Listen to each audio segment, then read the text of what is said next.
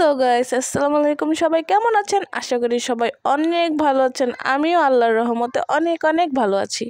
আর এই যে আমরা চলে যাচ্ছি বাবুকে নিয়ে একটু সাভারের মিনি চিড়িয়াখানায়। বাবু তো রাস্তায় বেরোলে অনেক খুশি, তাকে নিয়ে যত ঘোরাঘুরি করবেন সে তত খুশি। বাসের ঝামেলাটা বাদ দিয়ে আমরা নিয়ে নিলাম একটা রিক্সা, আর রিক্সায় করে যেতে সত্যিই অনেক মজা লাগছিল।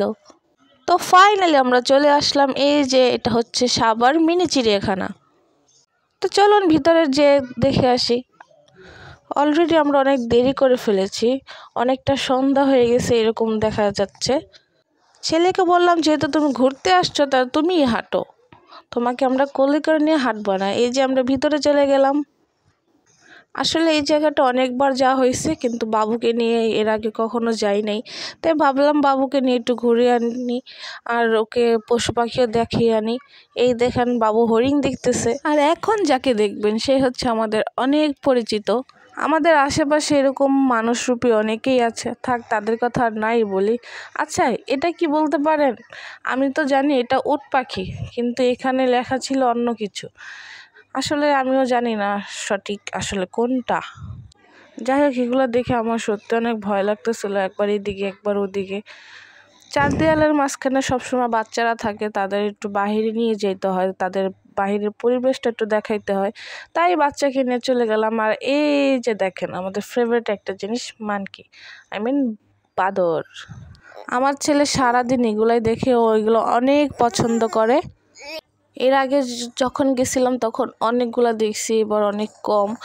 আর এখানে তেমন একটা কিছু নাই, মানে টুকটাক যেগুলা থাকার দরকার ওগুলাই আছে, বিশেষ কোনো কিছু নেই। আমার আর কি কাজ, আমি ছেলেকে সব ঘুরায় ঘুরায় দেখাইতেছিলাম। আর এই যে ও বাদর দেখবে, খালি বাদর দেখবে, তাই বাদরই দেখাইতেছি। আপনারাও চাইলে, যাদের ছোট বাচ্চা আসছে আর যারা সাভারের আশেপাশে আছেন, তারা অবশ্যই যাবেন, বাচ্চাদেরকে ঘুরিয়ে দেখাবেন। আর এই দেখেন, এইখানে আমি গেছিলাম একটা ছবি তোলার জন্য, আর দেখেন ঘোড়াগুলা কিভাবে দৌড়ে আসতেছে, আমি তো ভয়ই পেয়ে গেছি।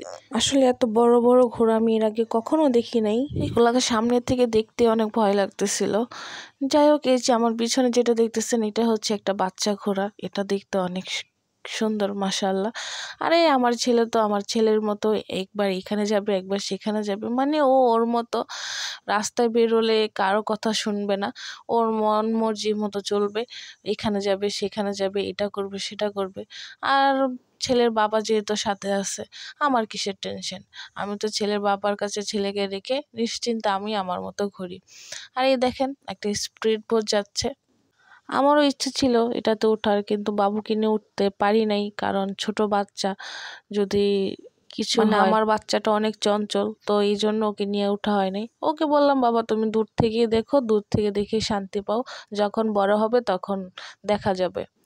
তো যাই হোক, আমরা চলে যাচ্ছি বাসায়। আজকের মতো এইটুকুই, সবাই ভালো থাকবেন, সুস্থ থাকবেন, আল্লাহ হাফেজ, টাটা। ভিডিও ভালো লাগলে অবশ্যই চ্যানেলটা সাবস্ক্রাইব করে পাশে থাকবেন।